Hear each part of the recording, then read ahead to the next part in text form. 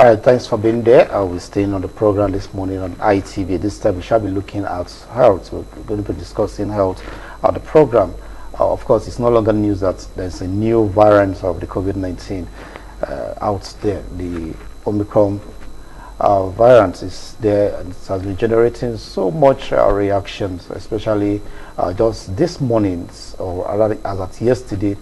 It was on the news that the United Nations has restricted a travel ban on Nigeria, especially because of the outbreak. Well, it's when this virus came out early in November. So many persons felt it was going to remain in South Africa and Botswana, where it was first discovered. But unfortunately, we're having it here in Nigeria. As that a few days ago, the figures of those with the Omicron virus, it's not that large, but we shall be looking at it, and so that Nigerians will understand how it's emanated from what we used to have, the Delta variant. Now we're having the Omicron. So many persons will be wondering, is it that this virus have been existing and scientists are just discovering now, or how did they come about? How did they know, and how come Nigeria is already having the Omicron virus here? Don't forget, a few days ago, the South African president was here with some of his delegation, thanking Nigeria for opening its borders to allow them travel in after the rest of the world actually banned South Africa from traveling to their country. And that was where we now have this first outbreak, but nobody has come out to say it was brought in by a South African. But all we know is that Nigerians, about two Nigerians that traveled to Canada, had the same the Omicron variant of the COVID-19.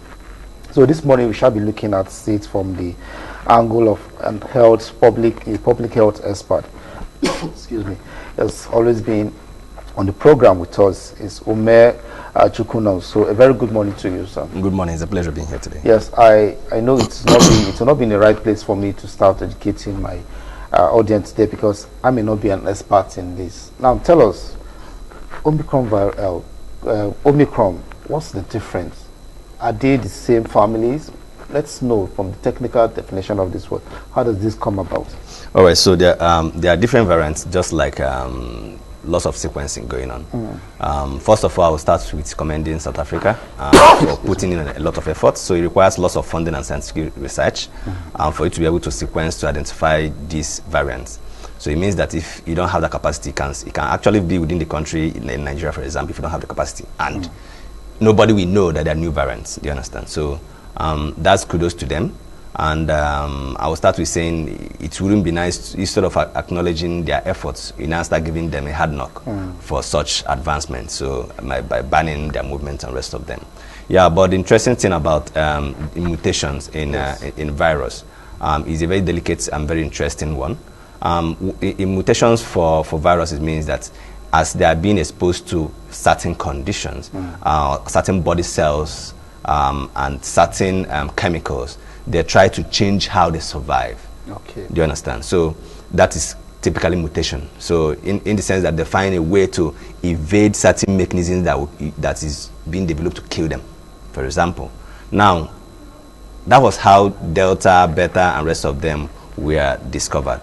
So, but the interesting thing is this particular variant has about 30-something mutations, meaning that if you have one, it must have mutated to have different variations within that one. So I don't know, I'm trying to use a simple English, you understand? So exactly. So in the sense that if you have AB, you have maybe you have multiplicity that relates to A and B, but different. But the risk and some of the key things that we have to relate with is, the three things we are looking at is, has it changed in the virulence, which is, have it changed in how dangerous it is when you get that particular variant? Will it kill you faster? Okay. Or has the mechanism or the reactions or the symptoms that you manifest changed?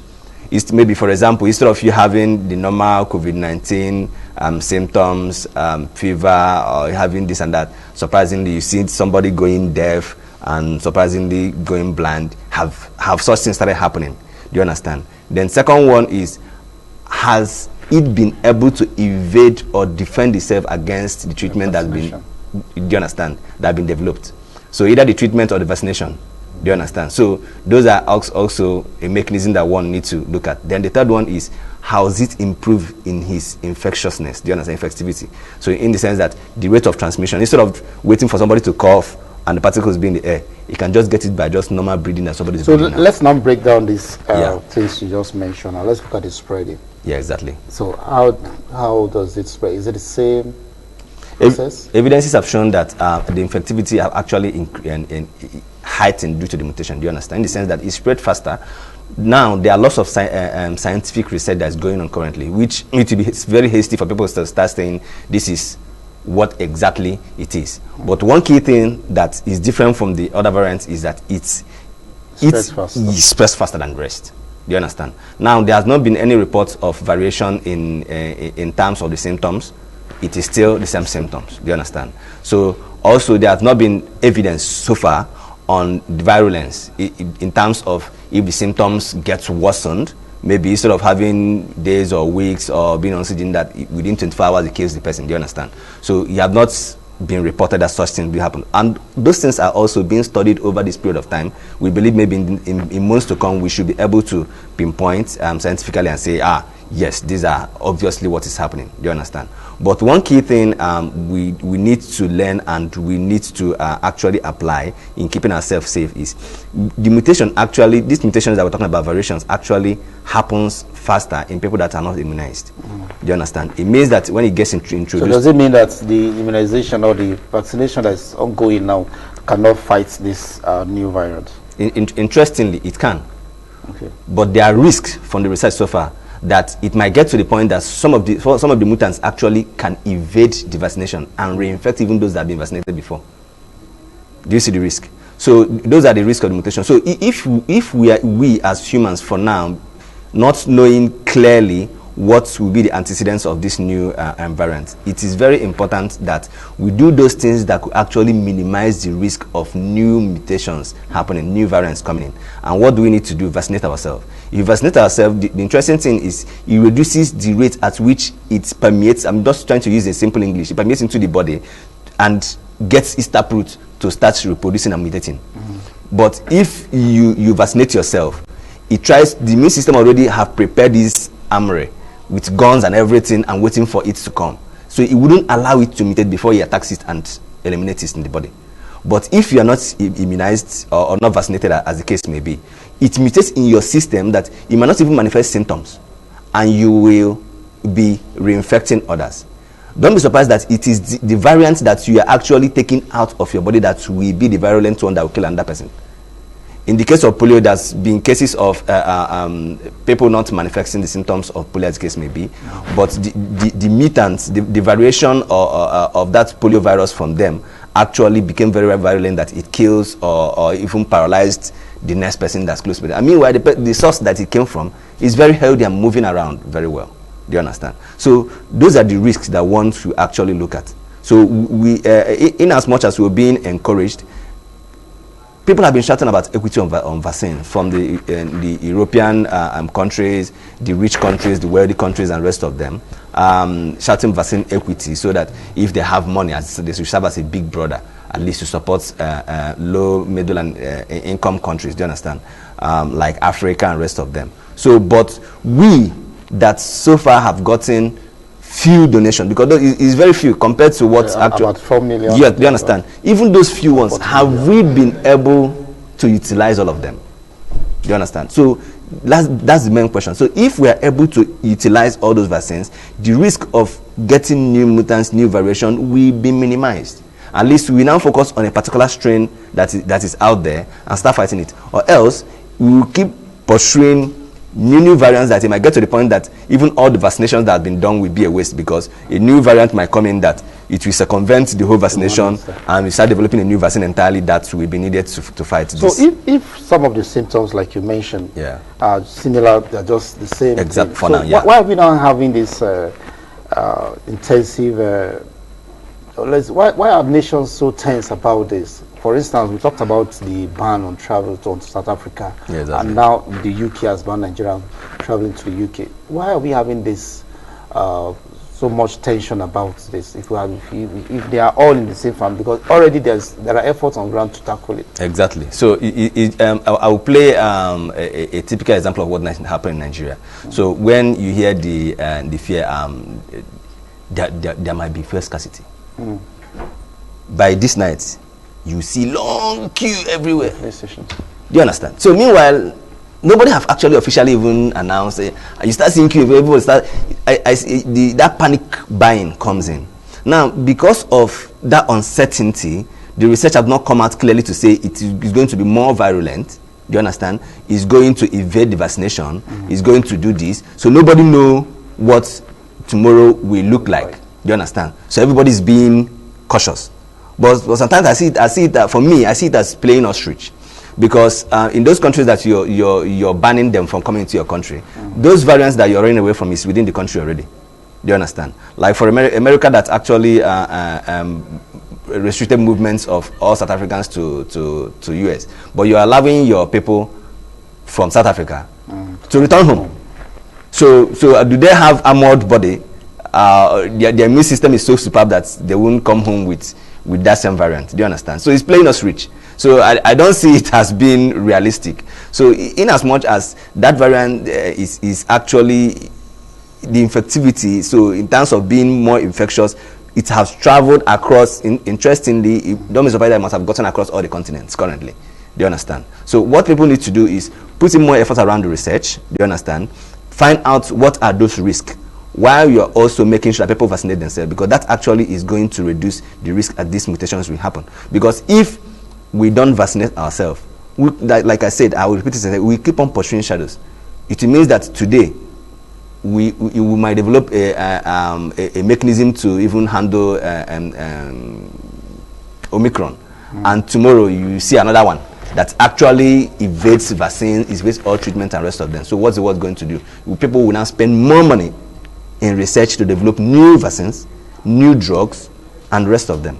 And we keep having cases of vaccine hesitance where people don't want to take the exactly vaccine in Nigeria. So if we've gotten to this about 3 years now, from 2019 to about 2 years now. Yeah, exactly.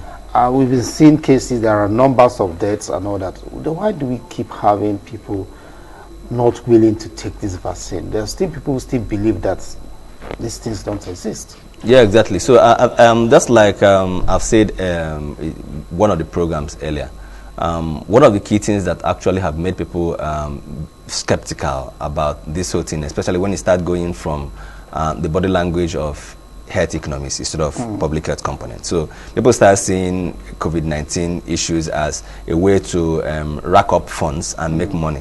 Do you understand? For example, when you start seeing somebody, if you're making plans of traveling abroad, you're budgeting almost more than 30% of the funds that you need for travel only for COVID-19. Do you understand? So you test here, test here, test there, test there.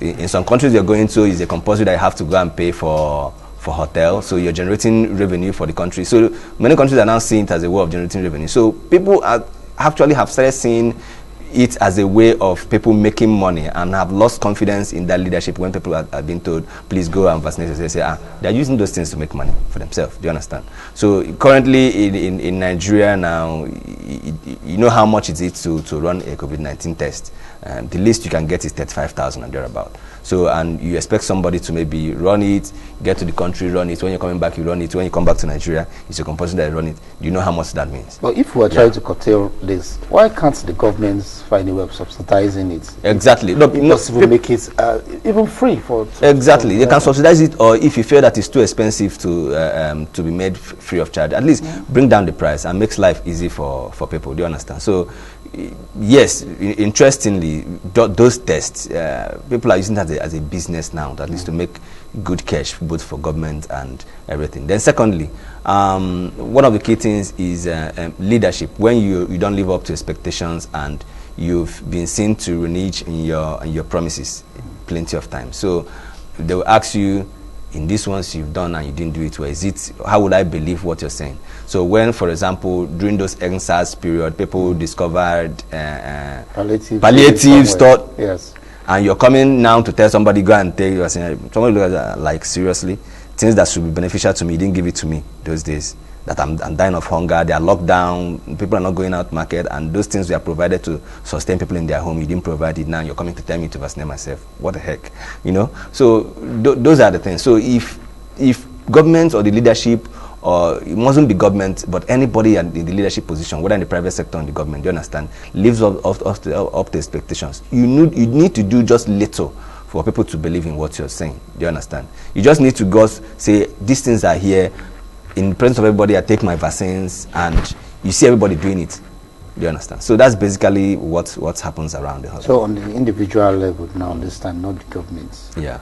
We've seen the normal precautions we are told, then you wash your hands, you use your face mask. Exactly.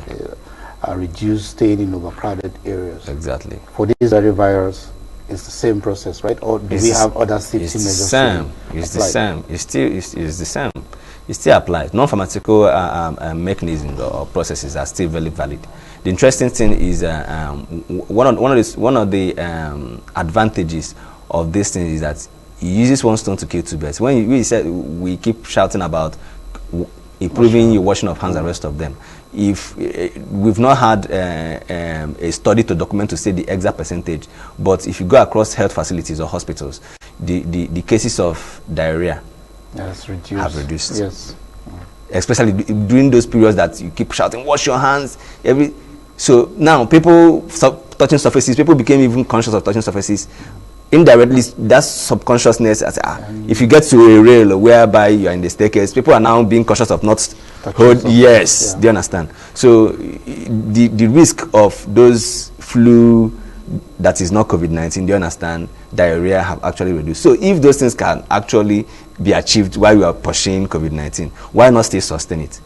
Do you understand? So you have nothing to lose by washing your hands. It's for our own advantage. It reduces the risk of cholera, risk of diarrhea, risk of even salmonella, typhoid, as the case may be, because you don't know the person you're shaking, if he's coming out from the restroom, or if he puts his hands in some certain places that he shouldn't put hand, or touch some surfaces that he shouldn't put hand, and he shakes, and the next few minutes maybe, give me buns, I'll eat, and rest of them. And you get home, you say you don't know what's wrong with you. Do you understand? So those things are still very, very, very, very, very much valid. Okay. Do you see any possibility of probably another shutdown maybe in any part of the world because of the way this virus, particularly you say, it spreads faster? Yes. With the fear for what should be done for us to maybe avoid another lockdown of what we saw in 2020? Yeah, so it's not feasible. It won't be advisable. It doesn't make any sense currently. Okay. And looking at the antecedents, so for now, it has not been reported that it's very virulent, that it kills people faster. Okay. So why would you put a lockdown? Do you understand? So for now, it has not been reported that it evades the immune system that's been activated by the vaccines. So why the lockdown? Do you understand?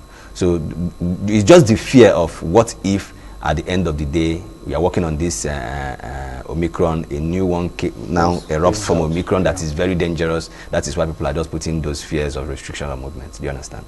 So for now, it doesn't make any sense. So nobody is even going to try that.